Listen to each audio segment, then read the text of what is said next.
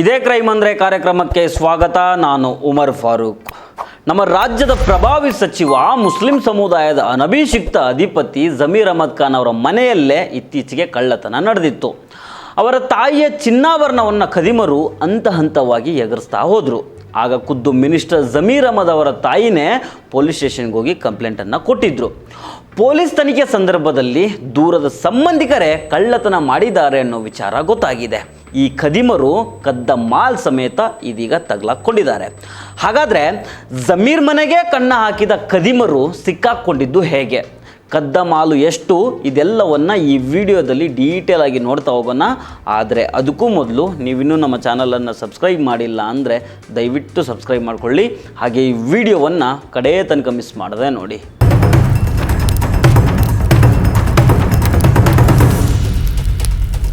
ವಸತಿ ಸಚಿವ ಜಮೀರ್ ಅಹಮದ್ ಜೊತೆಗೆ ದ್ರೋಹ ಆಗಿದೆ. ಅದು ಅಂತಿಂತ ದ್ರೋಹ ಅಲ್ಲ, ಉಂಡ ಮನೆಗೇನೆ ಕಣ್ಣ ಹಾಕುವ ದ್ರೋಹ ಆಗಿದೆ. ಅರಮನೆಗಿಂತ ದೊಡ್ಡದಿರುವ ಅವರ ಮನೆಯಲ್ಲಿ ವರ್ಷಾನುಗಟ್ಟಲೆ ಗುಟ್ಟಾಗಿ ನಡೆದುಕೊಂಡು ಬರ್ತಾ ಇದ್ದ ಕಳ್ಳತನ ಈಗ ಬಯಲಿಗೆ ಬಂದಿದೆ. ಕೋಟ್ಯಾಂತರ ರೂಪಾಯಿ ಮೌಲ್ಯದ ಅಂದರೆ ಜಮೀರ್ ಸಾಹೇಬರು ಎಲೆಕ್ಷನ್ ಸಮಯದಲ್ಲಿ ಚುನಾವಣಾ ಆಯೋಗಕ್ಕೆ ಲೆಕ್ಕ ಏನೇನು ಕೊಟ್ಟಿದ್ರೋ ಗೊತ್ತಿಲ್ಲ, ಅದೆಲ್ಲ ಕೆದ್ಕೋದಕ್ಕೆ ನಾನು ಹೋಗಲಿಲ್ಲ. ವೆಬ್ಸೈಟ್ ಚೆಕ್ ಮಾಡಿದರೆ ಯಾರಿಗೆ ಬೇಕಾದರೂ ಆ ಮಾಹಿತಿ ಸಿಕ್ಬಿಡುತ್ತೆ. ನನಗೇನೋ ಬೇಡ ಅನ್ನಿಸ್ತು. ಆದರೆ ಇವಾಗ ಕೋಟ್ಯಾಂತರ ರೂಪಾಯಿ ಮೌಲ್ಯದ ಅಂದರೆ 1,13,00,000 ಮೌಲ್ಯದ ಚಿನ್ನಾಭರಣಗಳನ್ನು ಎಗರಿಸಲಾಗಿದೆ. ಇಷ್ಟು ಅಪಾರ ಮೌಲ್ಯದ ಚಿನ್ನವನ್ನು ಕದ್ದು ನವರಂಗಿ ಆಟ ಆಡ್ತಾ ಇದ್ದವರನ್ನು ಶಿವಾಜಿನಗರ ಪೊಲೀಸರು ಅರೆಸ್ಟ್ ಮಾಡುವಲ್ಲಿ ಯಶಸ್ವಿಯಾಗಿದ್ದಾರೆ. ಅಂದಂಗೆ ಕಳ್ಳತನ ಮಾಡಿದ್ದು ಬೇರೆ ಯಾರೂ ಅಲ್ಲ, ಸ್ವತಃ ಮಿನಿಸ್ಟರ್ ಜಮೀರ್ ಅವರ ತಾಯಿಯ ಸಂಬಂಧಿಕರು ಸೈಯದ್ ಅಮೀರ್ ಮತ್ತು ಅಮೀರ್ ಅಹಮದ್. ಇವರು ಬಂಧಿತ ಆರೋಪಿಗಳು. ಇವರಿಂದ 1 ಕೆಜಿಗೂ ಹೆಚ್ಚು ಚಿನ್ನಾಭರಣಗಳನ್ನು ವಶಕ್ಕೆ ಪಡೆದುಕೊಳ್ಳಲಾಗಿದೆ. ಸಚಿವ ಜಮೀರ್ ಅಹಮದ್ ಖಾನ್ ಮನೆಯಲ್ಲಿ ಏಕ್ದಮ್ ಕಳ್ಳತನ ನಡೆದಿದ್ದಲ್ಲ, ಹಂತ ಹಂತವಾಗಿ ಗುಟ್ಟಾಗಿ ನಡೆದಿದ್ದ ರಾಬ್ರಿ ಕೇಸು. ಅಂದರೆ ಅವಾಗಿಷ್ಟು ಇವಾಗಿಷ್ಟು ಅಂತ ಬಂಗಾರವನ್ನು ಎಗರಿಸ್ಬಿಟ್ಟಿದ್ದಾರೆ. ಈ ಕೇಸ್ಗೆ ಸಂಬಂಧಪಟ್ಟಂತೆ ಸೈಯದ್ ಅಮೀರ್ ಮತ್ತು ಅಮೀರ್ ಅಹಮದ್ ಅನ್ನೋ ಇಬ್ಬರನ್ನು ಪೊಲೀಸರು ಅರೆಸ್ಟ್ ಮಾಡಿದ್ದಾರೆ. ಇದರಲ್ಲಿ ಸೈಯದ್ ಅಮೀರ್ ಎಂಬಾತ ಜಮೀರ್ ಅಹಮದ್ ತಾಯಿಗೆ ಹತ್ತಿರದ ಸಂಬಂಧಿಯಾಗಿರ್ತಾನೆ. ಈ ಸಂಬಂಧದಿಂದಾಗಿ ಮಿನಿಸ್ಟರ್ ಸಾಹೇಬ್ರ ಮನೆಗೆ ಆರಾಮಾಗಿ ಹೋಗಿ ಬಂದು ಮಾಡ್ತಾ ಇದ್ದ. ಡೈಲಿ ಮನೆಗೆ ಬಂದು ತೀರಾ ಒಳ್ಳೆಯವನ ರೀತಿ, ಸಾಚ ರೀತಿ ಬಿಹೇವ್ ಮಾಡ್ತಾ ಇದ್ದ. ಮನೆಯಲ್ಲಿ ಯಾರೂ ಇಲ್ಲದ ಟೈಮ್ ನೋಡಿ 2025ರಿಂದನೂ ಹಂತ ಹಂತವಾಗಿ ಸ್ವಲ್ಪ ಚಿನ್ನಾಭರಣಗಳನ್ನು ಎಗರಿಸ್ತಾ ಇದ್ದ. ಮನೇಲಿ ಏನಾದರೂ ಪ್ರೋಗ್ರಾಮ್ ಇದ್ದಾಗ, ಅಂದರೆ ಮದುವೆ ಸಮಾರಂಭಗಳು ಇದ್ದಾಗ ಚಿನ್ನವನ್ನು ಎಗರಿಸೋದು ಈತನ ಚಾಳಿಯಾಗಿತ್ತು. ಅದರಂತೆ ತನ್ನ ಸ್ನೇಹಿತ ಅಮೀರ್ ಅಹಮದ್ನ ಹೆಲ್ಪ್ ತೆಗೆದುಕೊಂಡು ಸುಮಾರು 1,13,00,000 ಮೌಲ್ಯದ ಚಿನ್ನಾಭರಣಗಳನ್ನು ಕಳುವು ಮಾಡಿರ್ತಾರೆ. ಆಮೇಲೆ ಈ ಚಿನ್ನಾಭರಣಗಳನ್ನು ಅಡ ಇಟ್ಟು ದುಡ್ಡು ತೆಗೆದುಕೊಂಡಿರ್ತಾರೆ. ಇದಿಷ್ಟೇ ಅಲ್ಲದೆ ಆ ದುಡ್ಡನ್ನು ರಿಯಲ್ ಎಸ್ಟೇಟ್ ಬಿಸ್ನೆಸ್ನಲ್ಲಿ ಇನ್ವೆಸ್ಟ್ ಮಾಡಿ ದೊಡ್ಡ ಲಾಭ ಗಳಿಸುವ ಕನಸನ್ನು ಕಂಡಿರ್ತಾರೆ.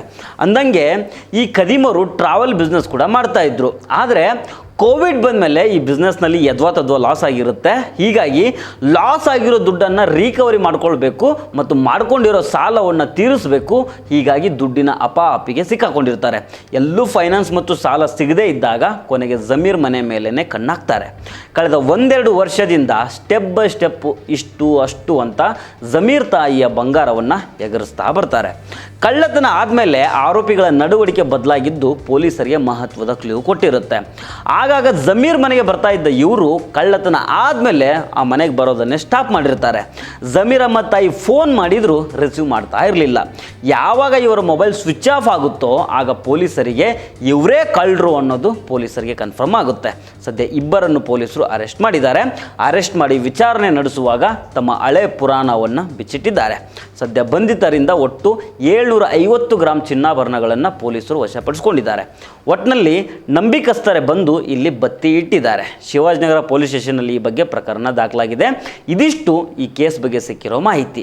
ಇನ್ನು ಮಿನಿಸ್ಟರ್ ಜಮೀರ್ ಅಹಮದ್ ಕಳೆದ 2023ರ ಅಸೆಂಬ್ಲಿ ಚುನಾವಣೆಯ ನಾಮಿನೇಷನ್ ವೇಳೆ ಎಲೆಕ್ಷನ್ ಕಮಿಷನ್ಗೆ ಕೊಟ್ಟಿರೋ ಗೋಲ್ಡ್ ಅಸೆಟ್ ಲೆಕ್ಕ ಎಷ್ಟು, ಈಗ ಕಳುವಾಗಿದ್ದು ಎಷ್ಟು ಅನ್ನೋ ವಿಷಯವನ್ನು ನಾನು ಇಲ್ಲಿ ಡಿಸ್ಕಸ್ ಮಾಡೋದಕ್ಕೆ ಹೋಗೋದಿಲ್ಲ.